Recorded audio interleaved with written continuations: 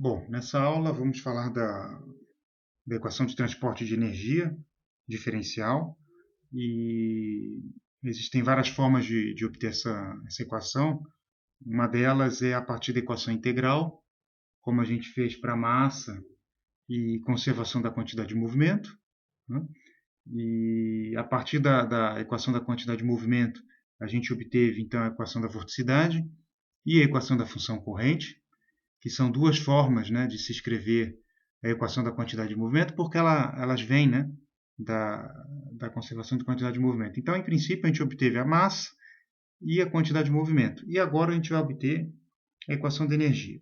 A gente vai fazer aqui a partir da formulação integral, né? O que a gente tinha na formulação integral, né? Então, se a gente lembrar, né, a gente usou o teorema transporte de Reynolds, né? Então, a formulação integral. E essa equação a gente viu. Opa, formulação integral. Essa equação a gente viu tanto em mecânica dos fluidos 1 como em termodinâmica, né? Então, como é que a gente obteve essa equação? A gente pegava o teorema do transporte de Reynolds, né? Vocês vão lembrar, a gente pegava a nossa propriedade extensiva como energia, né? E a nossa propriedade intensiva, que a gente chama de beta, né? A gente tinha então a energia dividida pela massa, que dá energia intensiva. E nesse curso, assim como em termodinâmica, na graduação, a gente considera a energia considerada como uma parcela dada pela energia interna. Então, isso aqui, para não confundir com a componente U da velocidade, né, eu vou fazer o seguinte, né, eu vou pôr um tio aqui, tá? Então, essa aqui é a nossa energia interna, mais a nossa energia cinética, mais tudo aqui por unidade de massa, né, intensiva. Energia potencial, certo? Então, essa daqui, ó. Então, lembrando, eu estou usando um tio para a gente não confundir com a componente U, né, a componente x, né, da velocidade em coordenada cartesiana, tá? Então isso aqui, ó, a gente vai dizer que é a nossa energia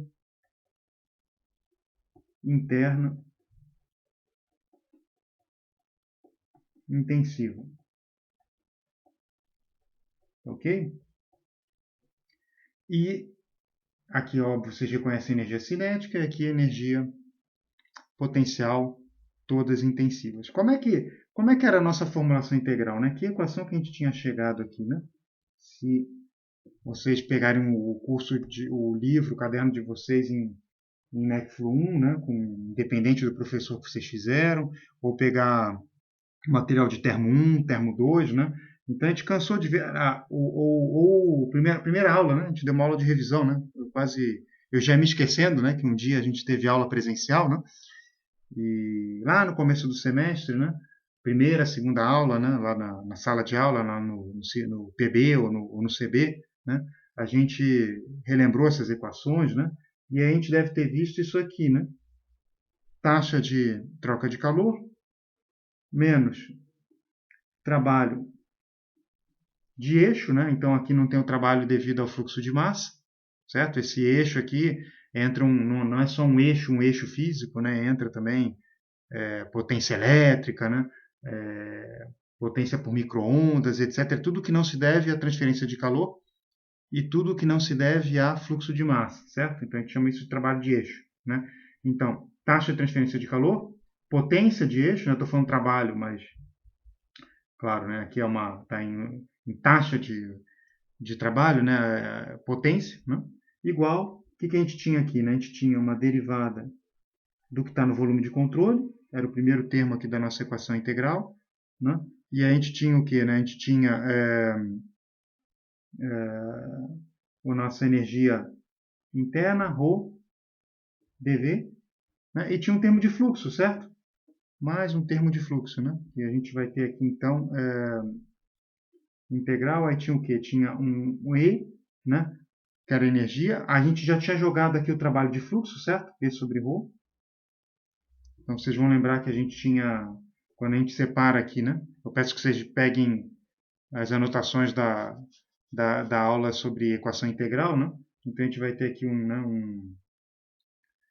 a gente tira daqui, né, algo que a gente chama de trabalho de fluxo, que é um P sobre ρ, M ponto, né? Então vai aparecer aqui o nosso ρ VR dA, na superfície de controle, certo? Então isso aqui era a nossa equação integral, né? Então vou fazer deslizar aí no vídeo, né, que é ponto menos W ponto, né? E aí tinha isso aqui, né? A gente tinha usado o teorema do transporte de Reynolds e tinha separado isso aqui em trabalho de fluxo e potência de fluxo, né? E potência outras, né? Que não são devidas ao fluxo que a gente chama no jargão, né, de potência de eixo, né? Aqui um SH de shaft, né? Termo em inglês, certo? Aí o que acontece? O que a gente fez, né? Com a equação tanto da massa como da quantidade de movimento. A gente usou o teorema de Gauss, né? Certo? Teorema de Gauss mais Leibniz, né? Então, se a gente fizer isso aqui também, né? A gente já tinha feito para a propriedade B e beta geral, né? Eu não precisava estar falando disso aqui agora, mas enfim, já que eu comecei, a gente continua, né? Então, se a gente aplicar aqui, ó, teoremas de Leibniz e teorema da divergência de Gauss, né? O que a gente vai acabar, né? Então aqui a gente vai passar essa derivada aqui para dentro e esse termo vai sair um termo de fluxo com a velocidade da fronteira. Esse termo de fluxo com a velocidade da fronteira vai juntar com esse, onde tem uma velocidade relativa, vai aparecer uma velocidade absoluta, de forma que a gente já tinha feito isso, né? Eu estou repetindo aqui, mas de forma que a gente vai ficar com alguma coisa assim. Deixa eu ver se eu consigo posicionar melhor essa lâmpada. Tá. A gente vai ficar com a nossa equação que vai ficar Q ponto menos o trabalho de eixo, a potência de eixo. Tá? Desculpa, é a tendência de falar trabalho de eixo, acaba sendo trabalho em vez de potência, né? A potência de eixo, né? Vai ser igual, então depois que a gente aplicar Leibniz e Gauss, né? A gente vai pôr tudo aqui dentro de uma mesma integral, né? E esse é o objetivo, né? Para a gente poder se livrar, para nós podermos nos livrarmos da integral, né? Então a energia interna ρ, né? Era o que estava naquela primeira integral de volume, só que agora a gente consegue pegar aquela integral de fluxo, né? Aplicando o Gauss, né? E vai aparecer o divergente, né, do que estava lá dentro, certo? Divergente, aqui vai aparecer O mais P sobre ρ, E mais P sobre ρ, desculpa. Rho V, certo? dV. Então, tudo isso aqui dentro da integral. Então é isso aqui que vai aparecer para a gente, certo? Então, lembrando, né? Essa aqui era o jeito normal que a gente vê em termo, em F1, etc. A gente aplicou Leibniz aqui e depois, né, de uma parte que sobra aqui, junto com esse outro termo, a gente aplica o teorema da divergência de Gauss e aí vira um divergente, né, do que está aqui, certo? E essa velocidade vira uma velocidade absoluta, né? O VR vira a velocidade absoluta porque soma com a velocidade da fronteira que sai desse termo, tá? Então pega as aulas passadas aí, vocês vão se lembrar disso, tá? E aí eu consigo colocar tudo isso aqui dentro de uma mesma integral de volume que está desse lado aqui. Então, para eu poder me livrar da integral de volume, eu tenho que escrever, então, né, quem é minha taxa de transferência de calor e quem é meu trabalho, minha potência de eixo, né, de preferência como integral de volume, certo? Aí eu ponho toda a equação dentro de uma integral de volume e eu me livro da integral, como a gente fez com as outras equações, né? Então vamos tentar fazer isso aí. Então vamos começar com um termo, né? Então é essa equação que a gente vai trabalhar, tá? A gente vai trabalhar, deixa eu envolvê-la. A gente vai trabalhar com esta. Não está aparecendo toda na tela, eu vou tentar afastar a câmera, né? Vai sair um pouco do foco, mas enfim, é toda essa equação aqui, tá? Então esse lado aqui já está com o formato que a gente quer, uma integral de volume. Eu preciso agora pegar esses dois termos. Então a gente vai começar com o Q ponto e depois a gente vê quem é o W ponto, tá? Então quem é o Q ponto, né? Quem é o Q ponto? Então, lembrando que a gente está querendo chegar numa equação diferencial, né? Então, esse Q ponto, né, é alguma coisa desse jeito aqui. Ó. Tem um escoamento. Então, lembrando, esse é o nosso objetivo aqui, né? A gente não pode esquecer. Então, tem um escoamento aqui, estou desenhando como se fosse uma camada limite. Né? Eu tenho um perfil de velocidade. E agora a gente está querendo saber a equação da energia. Né? A equação da energia você já supõe que vai envolver temperatura. Né? E aí eu pego uma partícula aqui. Né? Eu escolho uma partícula aqui no meu escoamento. Né? A gente já viu o que acontece com ela. Né? Ela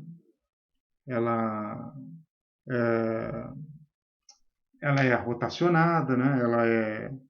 Ela é deformada, né? E por aí vai. Né? E aí criam aqueles termos da equação da quantidade de movimento, né? Em termos de deformação, o termo de rotação, que depois entra na equação da vorticidade, etc. Só que, além disso, né, eu posso ter um campo, um gradiente de temperatura aqui em volta da partícula. E esse gradiente de temperatura vai promover uma transferência de calor.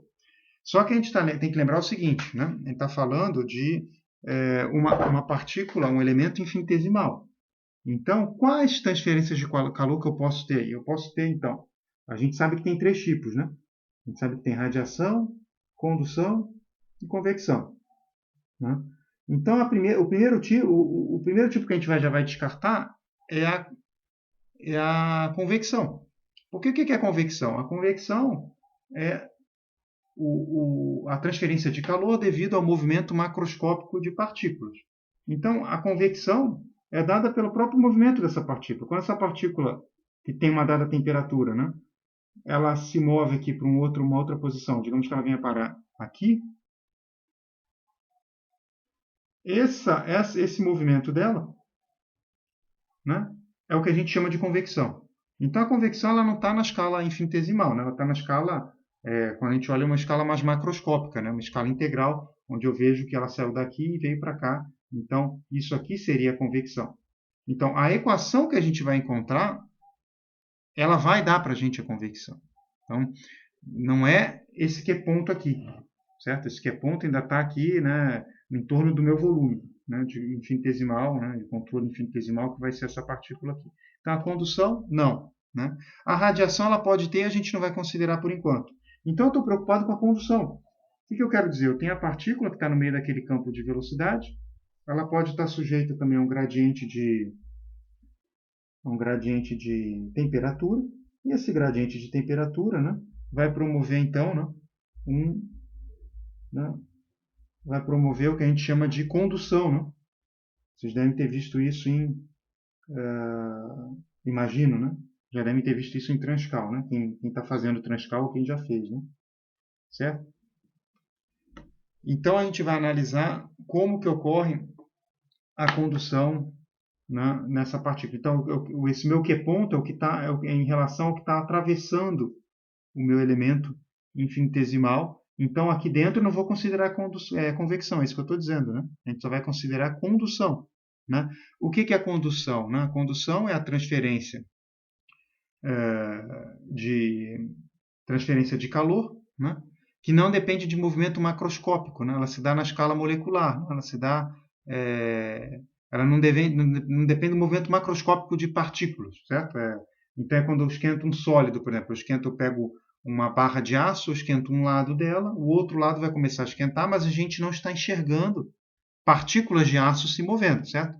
É um movimento meio que vibracional dentro, né, do sólido, né, mas na escala, né, já na escala molecular. Tá? Então, é isso que a gente vai considerar aqui dentro. É como se isso aqui fosse... Né, eu não estou considerando que está tendo movimento de fluido aqui dentro. Né? Isso aqui é o meu menor elemento na partícula. Ele se comporta quase como se fosse um sólido.